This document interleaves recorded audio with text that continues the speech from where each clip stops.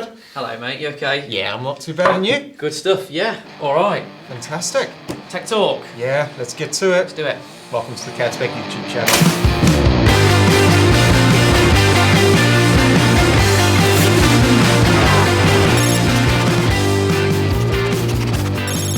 Hi guys, if you've already subscribed and liked our channel, you'll have already met both of us. But if in case this is the first time you are here, my name's Wayne and this is Alex, and this is the first installment of our Tech Talk videos.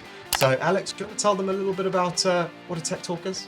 Absolutely. So our Tech Talk videos from CAD-Spec will be quite wide-ranging. There isn't really a set agenda. We're just going to try and answer your most common questions that we get.